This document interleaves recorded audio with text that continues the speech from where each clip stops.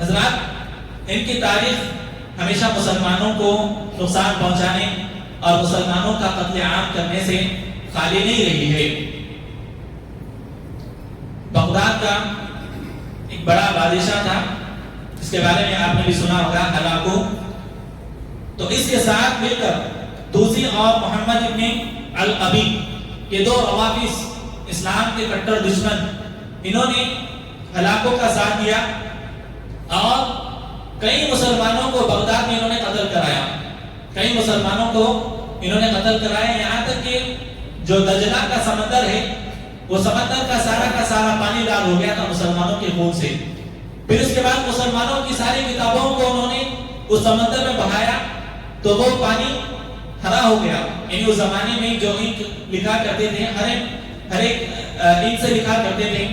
اس لیے وہ سمندر کا سارا پانی ہرا ہو گیا۔ اس طرح انہوں نے امت مسلمہ کو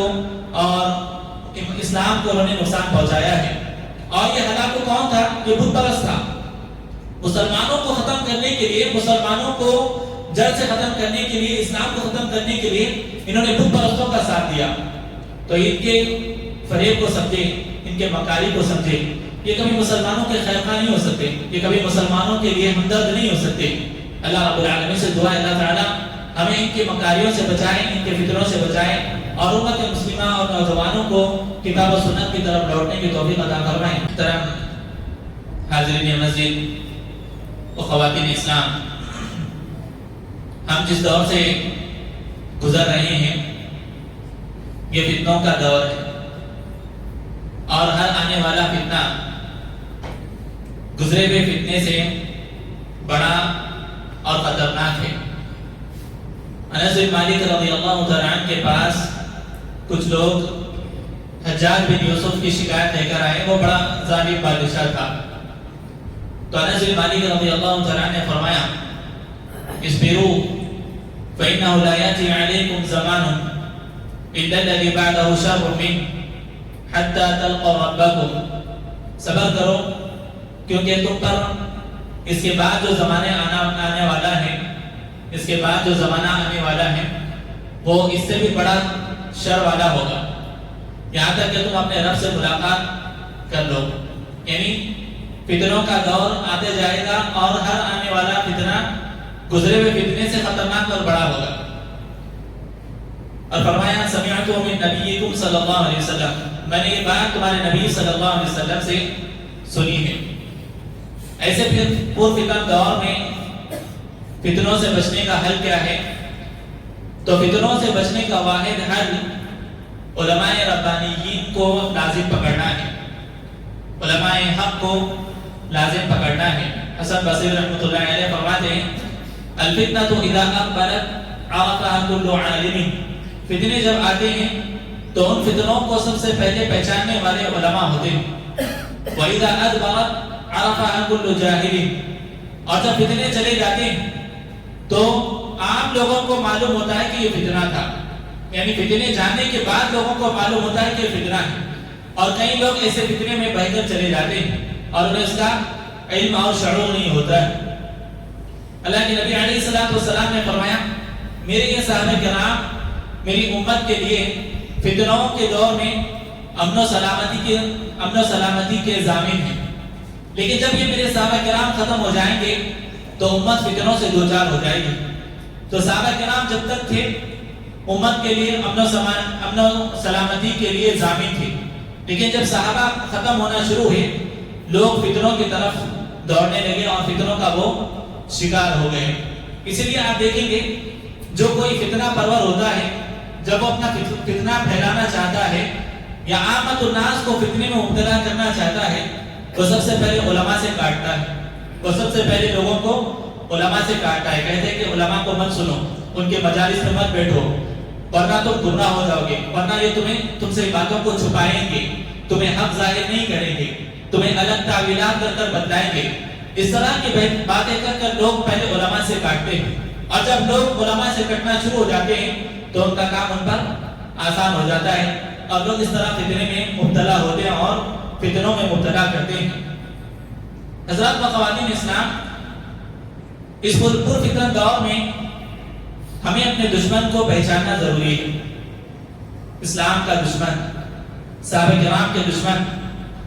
ان کی ابتدا کب ہوئی، ان کے صفات کیا ہیں، ان کی تاریخ کیا ہے، ہمیں جاننا چاہیے تاکہ ہم ان فتنوں سے بچ سکیں. میری مراد روافض ہیں. روافض کہتے کس کو ہیں؟ یعنی وہ لوگ جنہوں نے دین حق کا انکار کیا اور ابو بکر و عمر رضی اللہ عنہما کی خلافت کو انہوں نے قبول نہیں کیا، ان کو روافض کہتے ہیں. رفض کے معنی پھینکنا، چھوڑ دینا. انہوں نے اللہ کے دین حق کو انہوں نے قبول نہیں کیا اور ابو بکر و عمر رضی اللہ عنہما کی انہوں نے خلافت کو قبول نہیں کیا، اس لیے انہیں روافض کہا جاتا ہے. ان کی ابتدا کب ہوئی؟ عثمان غنی رضی اللہ تعالیٰ عنہ کی خلافت کے اواخر میں ان کی ابتدا ہوئی. اور کس نے ان کی ابتدا کی؟ یمن کا ایک یہودی عبداللہ ابن سبا، یہ بظاہر مسلمان ہونے کا دعویٰ کیا لیکن یہ حقیقت میں اسلام کا دشمن اور اہل ایمان کا دشمن تھا. اس نے اپنی دشمنی کو اپنے دل میں چھپائے رکھا اور مسلمانوں کے صفوں میں آ کر کھڑا ہو گیا. اس کا دعویٰ کیا تھا؟ اس کا دعویٰ یہ تھا کہ اہل بیت کی جھوٹی محبت کا اس نے دعویٰ کیا اور دوسرا علی رضی اللہ تعالیٰ عنہ کی محبت میں اس نے غلو کیا. اور اس نے کہا کہ تورات میں یہ بات لکھی ہوئی ہے کہ ہر نبی کا ایک مسیح ہوتا ہے، ہر نبی کا ایک مسیح ہوتا ہے اور محمد صلی اللہ علیہ وسلم کے مسیح علی رضی اللہ تعالیٰ عنہ ہے. اور اس طرح اس نے علی رضی اللہ تعالیٰ عنہ کی شان میں غلو کیا اور یہاں تک کہ علی رضی اللہ تعالیٰ عنہ کو الوہیت کے درجے تک اس نے فائز کیا. ابتدا میں اس کا فتنہ جب شروع ہوا تو یہ حجاز میں تھا، لیکن وہاں سے وہ نکلا اور پھر بصرہ کی طرف گیا اور بصرہ میں کچھ لوگوں کو اپنے عقیدے کا اس نے سمجھایا اور اپنے طرف اس کو لوگوں کو اس نے مائل کیا. پھر وہاں سے اس نے کوفہ منتقل ہوا. کوفہ میں بھی وہاں پر اس نے کام کیا لیکن کوفہ میں صحابہ کرام موجود تھے اس لیے زیادہ دیر وہاں پر نہیں ٹک سکا. پھر اس کے بعد اس نے ملک شام کا سفر کیا، وہاں پر بھی کچھ لوگوں کو جمع کیا اور اس کے بعد مصر میں جا کر اس نے اپنا اڈا جما لیا، وہاں پر اپنے قدم جما لیے اور مصر سے لوگوں کو خط لکھنے لگا. جن لوگوں پر اس نے دعوتی کام کیا تھا، اپنے عقیدے کی دعوت اس نے دی تھی، ان سب کو خط لکھنے لگا اور اس طرح اس کی جماعت اور اس کا عقیدہ لوگوں میں پھیلتا گیا. یہاں تک کہ اس کا فتنہ اس قدر ہوا کہ عثمان غنی رضی اللہ تعالیٰ عنہ کی قتل تک اس کا فتنہ پھیلا. یعنی اس کے فتنے کی وجہ سے عثمان غنی رضی اللہ تعالیٰ عنہ کا قتل کیا گیا. پھر علی رضی اللہ تعالیٰ عنہ کے عہد میں اس نے اپنے بدعات کو فروغ دیا اور علی رضی اللہ تعالیٰ نے جب اس کو پکڑا تو وہ مکر گیا، یعنی اپنے عقیدے سے مکر گیا. لیکن اس کے کچھ ایسے ساتھی تھے جنہیں علی رضی اللہ تعالیٰ نے آگ میں جلا دیا کیونکہ وہ علی رضی اللہ تعالیٰ کی الوہیت کے قائل ہو چکے تھے. یہاں سے روافض کے فتنے شروع ہوئے، ان کی جماعتیں شروع ہوئی اور مختلف گروہ میں وہ بڑھ گئے، جیسے زیدیہ، امامیہ، غالیہ اور اسماعیلیہ، اسی طرح اثنا عشریہ اور بھی کئی کی جماعتیں جو بڑھ چکی تھی. یہ ساری جماعتیں لوگوں کو ایک اہم چورت دینے کا کام کی، وہ ہے اہل محبت کی چورت. یعنی اپنے آپ کو یہ اہل محبت، اہل بیت کی محبت کا دعویٰ کرنے لگے اور لوگ ان کے اس دعوے پر ان کے باتوں میں آگے اور بہنے لگے. یعنی یہ سمجھنے لگے کہ یہ حقیقت میں اہل بیت سے حقیقی طور پر محبت کرنے والے ہیں، جبکہ بات ایسی نہیں ہے، بلکہ اس طرح کی باتیں کر کے لوگوں کو اپنی طرف مائل کرنے لگے اور لوگ بھی ان کی طرف مائل ہوتے چلے گئے. جبکہ حقیقت یہ ہے کہ یہ اسلام دشمن ہے، یہ اہل اسلام کے دشمن ہیں، یہ ان کے دشمن ہیں جن سے اللہ رب العالمین راضی ہے. یہ ان کو کافر قرار دیتے ہیں جنہیں اللہ کے نبی علیہ السلام نے جنتی قرار دیا ہے. یہ ان کو کافر قرار دیتے ہیں جن سے اللہ رب العالمین نے راضی ہونے کا قرآن میں اعلان کیا ہے، رضی اللہ عنہم ورضوا عنہ. تو کیسے یہ مسلمانوں کے خیرخواہ ہو سکتے ہیں؟ کیسے مسلمانوں کے ساتھ ہو سکتے ہیں؟ یہ مسلمانوں کے ساتھ تھے، مسلمانوں کے ساتھ ہمدردی کا انہوں نے جھوٹا دعویٰ کیا اور کئی مسلمانوں کو انہوں نے قتل کیا، کئی مسلمانوں کے قتل میں ان کا ہاتھ شامل ہے۔ عراق، شام، پاکستان، ایران، لبنان، عرب ممالک میں 20 لاکھ سے زائد مسلمانوں کا انہوں نے قتل کیا ہے۔ حضرات، یہ اہل سنہ والجماعت کے دشمن ہیں، اور ان کا عقیدہ یہ ہے کہ یہ اہل سنت والجماعت کو مسلمان نہیں مانتے، اگرچہ کہ یہ اپنی زبان سے ظاہر نہیں کریں گے، لیکن ان کی معتبر کتابوں میں یہ ساری باتیں موجود ہیں۔ روافض کے ایک معتبر عالم سید حسین موسوی، یہ آیت اللہ خمینی جو اثنا عشریہ کا جو فاؤنڈر ہے، جو بدترین اسلام دشمن ہے، مسلمانوں کا دشمن ہے، یہ اس کے قریبی ساتھیوں میں سے تھے۔ انہوں نے یعنی سید حسین موسوی نے شیعیت سے توبہ کر لی اور اہل سنہ والجماعت کو انہوں نے اپنا لیا، اور انہوں نے یہ بات بتائی کہ روافض کی معتبر کتابوں میں یہ بات موجود ہے کہ ان کا یعنی شیعوں کا روافض کا صرف اور صرف ایک ہی دشمن ہے، وہ ہے اہل سنہ والجماعت، مسلمان ان کے دشمن ہیں، ان کے علاوہ کوئی ان کا دشمن نہیں ہے۔ اور یہ اہل سنت کو الگ الگ نام دیتے ہیں، القوم، العامہ، النواصب، اس طرح کے نام یہ اہل سنہ والجماعت کو دیتے ہیں۔ آپ ان کی دشمنی کا اندازہ اس قول سے لگا سکتے ہیں، وہ کہتے ہیں سید حسین موسوی کہ اگر یہود سے پوچھا جائے کہ تمہارے مذہب میں سب سے افضل لوگ کون ہیں، تو وہ کہیں گے کہ اصحاب موسیٰ، موسیٰ علیہ السلام کے لوگ یہ سب سے افضل ہیں۔ اور نصارہ سے پوچھیں کہ تمہارے نزدیک سب سے بہترین لوگ کون ہیں، تو کہیں گے حواری عیسیٰ، یعنی عیسیٰ علیہ السلام کے حواریین جو عیسیٰ علیہ السلام کے ساتھ تھے۔ اور اگر شیعوں سے پوچھا جائے کہ تمہاری نظر اور عقیدے میں سب سے برے لوگ کون ہیں، تو کہیں گے کہ اصحاب محمد صلی اللہ علیہ وسلم، محمد صلی اللہ علیہ وسلم کے صحابہ ان کی نظر میں سب سے برے لوگ ہیں۔ یہ ان کا عقیدہ ہے۔ ان کی بہت سی ایسی کتابیں ہیں جو معتبر کتابیں ہیں، انہوں نے ان کتابوں میں اپنی عقائد کو ظاہر کیا ہے اور مسلمانوں کی دشمنی کو انہوں نے واضح کیا ہے۔ جیسے الفصول المہمہ میں لکھا جاتا ہے، لکھا ہوا ہے كذب من زعم انه من شيعتنا وهو متوثق بعروتنا بعروت غیرنا، یعنی وہ شخص جھوٹا ہے جو شیعہ ہونے کا دعویٰ کرے لیکن دوسروں کے عقیدے کو صحیح سمجھے یا دوسروں کے عقیدے کو مضبوط سمجھتا ہے، یعنی اہل سنہ والجماعت کے عقیدے کو اگر وہ مضبوط سمجھتا ہے تو وہ شیعہ نہیں ہو سکتا۔ اسی طرح سید نعمان نعمت اللہ الجزائری انوار الجزائریہ میں لکھتا ہے اہل سنت کے ساتھ وہ کبھی جمع نہیں ہو سکتے، یعنی وہ اپنی کتاب میں لکھتا ہے کہ اہل سنت کے ساتھ ہم کبھی جمع نہیں ہو سکتے، نہ ان کے رب کو مانتے ہیں اور نہ ان کے نبی کو اور نہ ان کے خلیفہ کو مانتے ہیں۔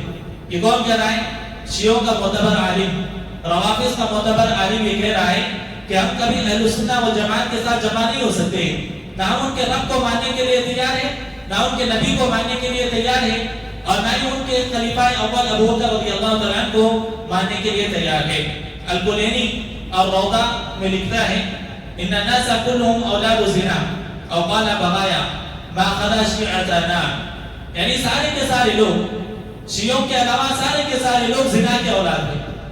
سارے کے سارے لوگ شیعوں کے علاوہ زنا کے اولاد ہے۔ یہ ان کا عقیدہ ہے، یہ ان کا عقیدہ ہے۔ اور اس سے بڑی بات یہ ہے کہ یہ امہات المؤمنین، ام المؤمنین عائشہ رضی اللہ عنہا جن کی پاک دامنی کا اللہ تعالیٰ نے قرآن میں ذکر کیا ہے، آیتیں نازل کی ہے، اور یہ خود بھی پڑھتے ہیں اور قیامت تک پڑھی جائیں گی ان کے پاک دامنی کی براءت کی آیتیں، ان کے تعلق سے ان کا یہ عقیدہ ہے نعوذ باللہ کہ عائشہ رضی اللہ عنہا نے زنا کیا ہے، ان پر زنا کی تہمت لگاتے ہیں، انہیں جہنمیہ اور انہیں کافرہ قرار دیتے ہیں۔ تو یہ امت مسلمہ کو کیا چھوڑیں گے؟ کہ امت مسلمہ کو کیا چھوڑیں گے؟ ان کی کتابوں میں لکھا ہوا ہے مشارق الانوار میں ان عائشہ جمعت 40 دینارا من خیانت، یعنی عائشہ رضی اللہ عنہا نے خیانت کے ذریعے نہیں، زنا کے ذریعے نعوذ باللہ 40 دینار انہوں نے جمع کر لیے تھے۔ انہوں نے اہل سنہ والجماعت کو ہمیشہ دھوکہ دیا ہے اور ان کے خون کو، اہل سنہ والجماعت کے خون کو انہوں نے مباح یعنی ان کے لیے جائز قرار دیا ہے۔ ابو عبداللہ علیہ السلام یعنی حسن حسین رضی اللہ تعالیٰ عنہ تو یہ ابو عبداللہ ان کی کنیت ہے، اس نام سے یہ پکارتے ہیں۔ تو ان سے پوچھا گیا، حسین رضی اللہ تعالیٰ عنہ سے ان کے دعوے کے مطابق پوچھا گیا ما تقول فی قتل النواصب، یعنی اہل سنہ والجماعت کو قتل کرنے کے بارے میں آپ کی کیا رائے ہے، آپ کیا کہتے ہیں؟ تو انہوں نے کہا حلال الدم، یعنی ان کا خون بہانا ہمارے لیے حلال ہے، یعنی اہل سنت کو قتل کرنا یہ شیعوں کے نزدیک، روافض کے نزدیک حلال ہے۔ اسی طرح اس حدیث کو لے کر خمینی، آیت اللہ خمینی وہ کہتا ہے فَإِنِ اسْتَطَعْتَ أَن تَأْخُذَ مَالَهُ فَخُذْهُ، اگر تمہیں اس بات کی قدرت ہو، یعنی تو مسلمان پر اگر غالب آ جائے تو اس کا مال اسے چھین لو، وَبَعْثْ إِلَيْنَا بِالْخُبْزِ، اور اس مال کا 5واں حصہ ہمارے لیے بھیجا کرو۔ یہ کون کہہ رہا ہے؟ آیت اللہ خمینی، شیعوں کا بہت معتبر عالم دین، وہ یہ بات کہہ رہا ہے۔ حضرات، ان کی تاریخ ہمیشہ مسلمانوں کو نقصان پہنچانے اور مسلمانوں کا قتل عام کرنے سے خالی نہیں رہی ہے۔ بغداد کا ایک بڑا بادشاہ تھا، اس کے بارے میں آپ نے بھی سنا ہوگا، ہلاکو۔ تو اس کے ساتھ مل کر توسی اور محمد ابن القبی، یہ دو روافض، اسلام کے کٹر دشمن، انہوں نے ہلاکو کا ساتھ دیا اور کئی مسلمانوں کو بغداد میں انہوں نے قتل کرایا، کئی مسلمانوں کو انہوں نے قتل کرایا، یہاں تک کہ جو دجلہ کا سمندر ہے وہ سمندر کا سارا پانی لال ہو گیا تھا مسلمانوں کے خون سے۔ پھر اس کے بعد مسلمانوں کی ساری کتابوں کو انہوں نے اس سمندر میں بہایا تو وہ پانی ہرا ہو گیا، یعنی اس زمانے میں جو انک لکھا کرتے تھے، ہر ایک انک سے لکھا کرتے تھے، اس لیے وہ سمندر کا سارا پانی ہرا ہو گیا۔ اس طرح انہوں نے امت مسلمہ کو اور اسلام کو انہوں نے نقصان پہنچایا ہے۔ اور یہ ہلاکو کون تھا؟ یہ بت پرست تھا۔ مسلمانوں کو ختم کرنے کے لیے، مسلمانوں کو جڑ سے ختم کرنے کے لیے، اسلام کو ختم کرنے کے لیے انہوں نے بت پرستوں کا ساتھ دیا۔ تو ان کے فریب کو سمجھے، ان کے مکاری کو سمجھے، یہ کبھی مسلمانوں کے خیر خواہ نہیں ہو سکتے، یہ کبھی مسلمانوں کے لیے ہمدرد نہیں ہو سکتے۔ اللہ رب العالمین سے دعا ہے اللہ تعالیٰ ہمیں ان کی مکاریوں سے بچائے، ان کے فتنوں سے بچائے، اور امت مسلمہ اور نوجوانوں کو کتاب و سنت کی طرف لوٹنے کی توفیق عطا فرمائیں۔ اقول قولی ھذا واستغفر اللہ لی ولکم ولسائر المسلمین فاستغفروہ انہ هو الغفور الرحیم۔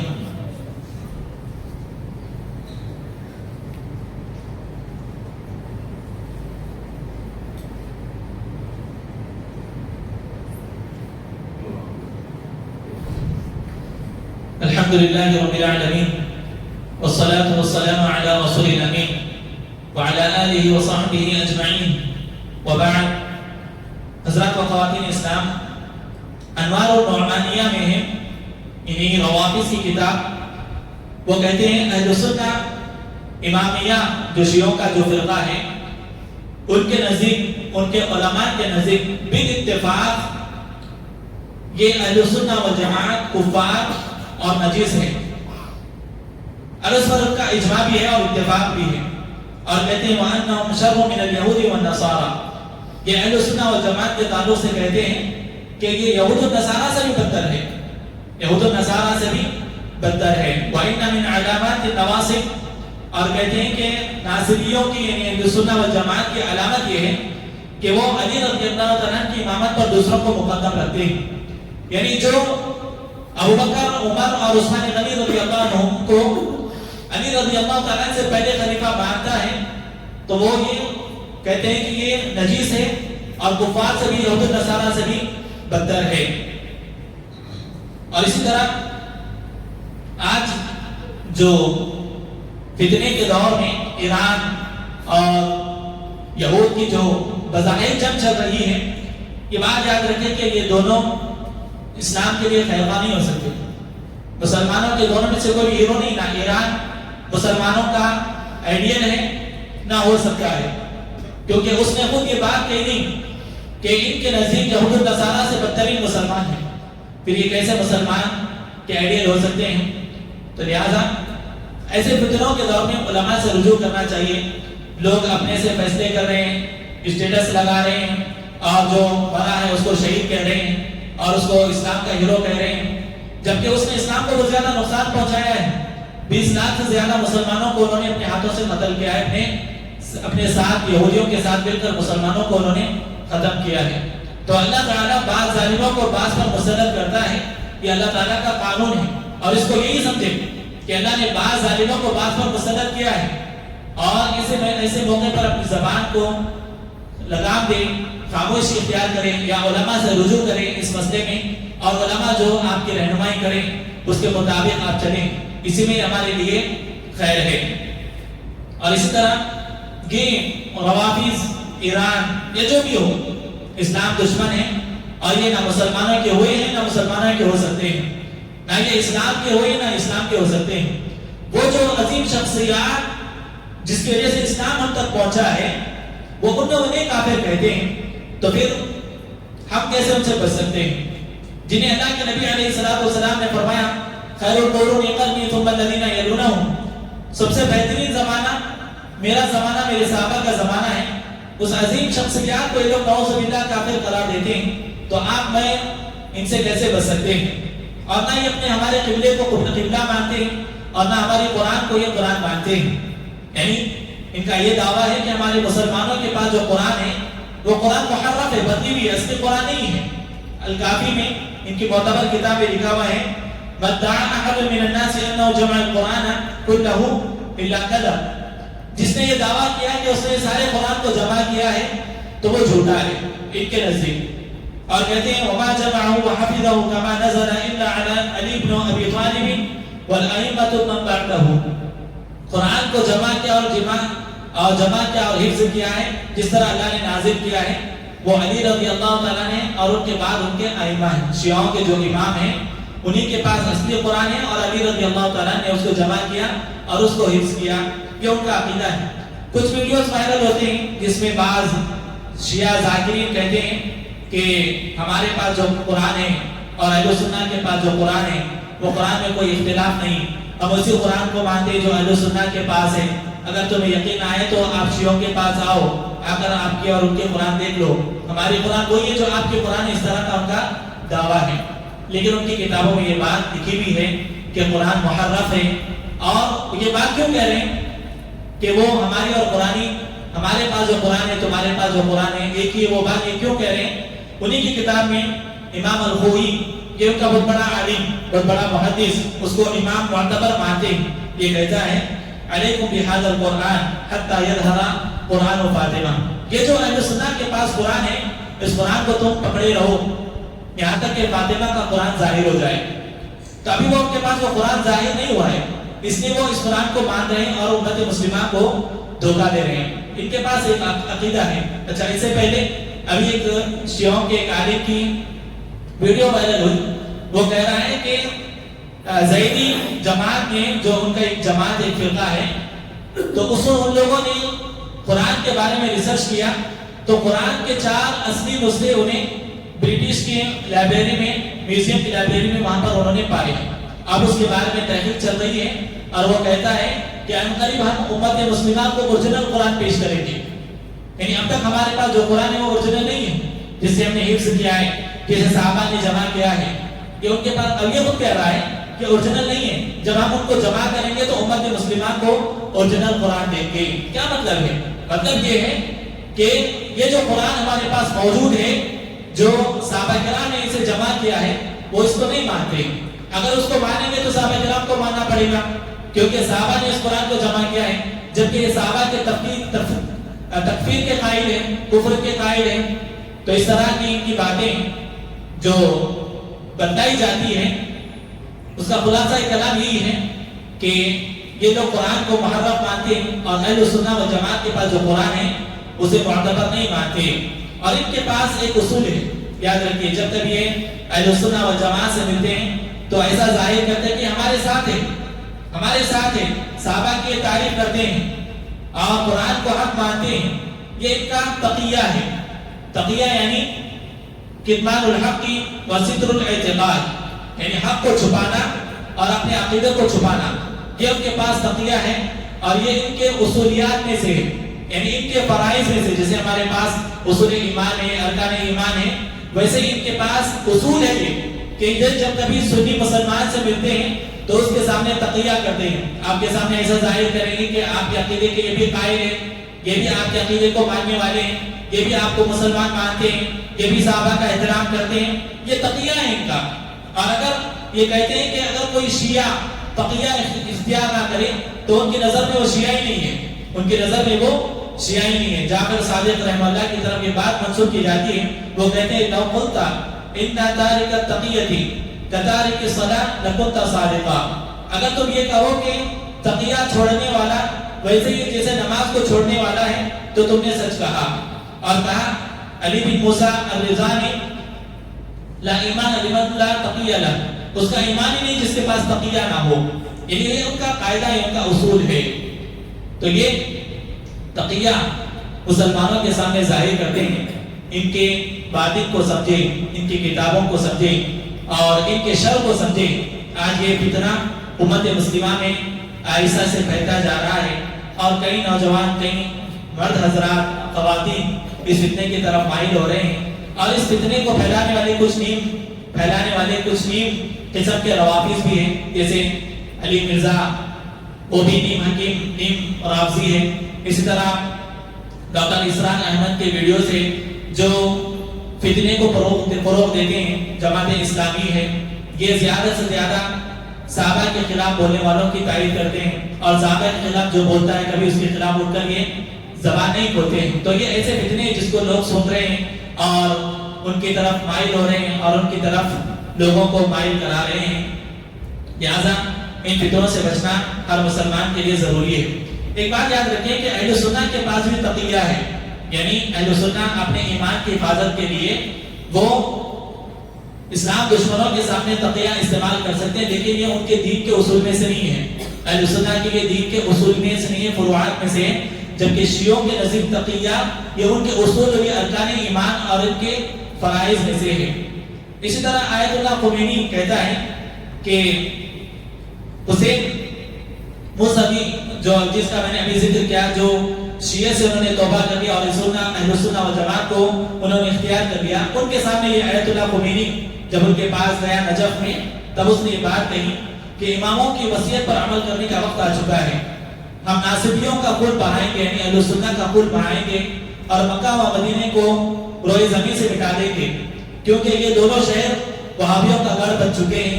اور یہ ضروری ہے کہ کربلا جو اللہ کی بابرکت اور مقدس زمین ہے، نماز کے لوگوں کا یہ قبلہ بن جائے۔ یہ اس نے اپنی زبان سے باتیں کہی، یعنی ان کا جو ہدف ہے مکہ اور مدینے کو مٹانا ہے۔ آج لوگ سعودی عرب پر زبان درازی کرتے ہیں اور یہ کہتے ہیں کہ ایران ہیرو بن چکا ہے، اور مکہ اور مدینہ کے جو حکمران ہیں وہ لوگ کیا کریں، اب تو نہیں معلوم اس بارے میں کیا کریں، وہ کیسے مکہ اور مدینے کی حفاظت کریں، کیسے اللہ تعالیٰ نے ان کو چنا ہے۔ یہ اللہ رب العالمین کی حکمت ہے، اس میں سیاست میں نہ جائیں، لیکن سیاست کے پیچھے جو عقیدے کا بگاڑ، عقیدے کو جو چھپا کر مسلمانوں کے ساتھ کھڑ کر یہ جو نقصان پہنچانے کا ایران کوشش کر رہا ہے، مسلمانوں سے ساری چیزیں مخفی ہیں۔ وہ میزائل مار رہا ہے یا رسول اللہ کہہ کر، تو پہلے بھی حضرات یہ سمجھ رہے کہ وہ ہمارا ساتھی ہے۔ یہ سارے نعرے یا علی یا حسن یا حسین یا رسول اللہ یا غوث یا پھر یہ فاطمہ،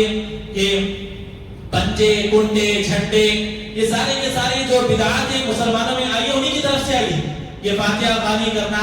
یہ کنڈے پر پڑھنا، یہ سب انہی کی طرف سے آ رہا ہے، لیکن مسلمان نہیں سمجھ رہے اور ان کی طرف مائل ہو رہے ہیں، اور یہ سمجھ رہے کہ اہل بیت کی محبت کے حقیقی دعوے دار ہیں، جبکہ یہ اہل بیت کے صرف دعوے دار ہیں، یہ جھوٹے ہیں۔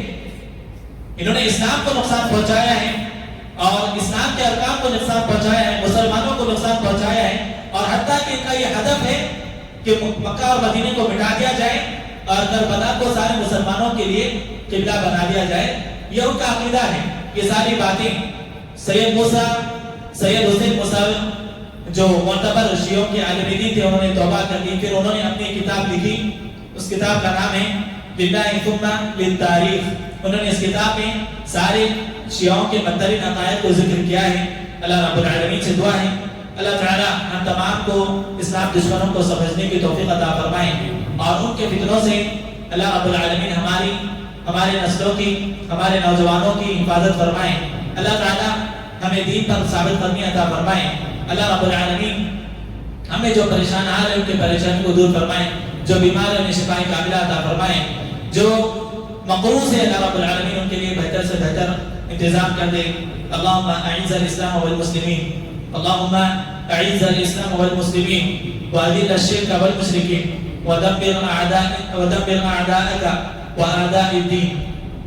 اللهم صل على محمد وعلى آل محمد كما صليت على إبراهيم وعلى آل إبراهيم إنك حميد مجيد. اللهم بارك على محمد وعلى آل محمد كما باركت على إبراهيم وعلى آل إبراهيم إنك حميد مجيد. أقول قولي هذا وأستغفر الله لي ولكم ولسائر المسلمين فاستغفروه إنه هو الغفور الرحيم.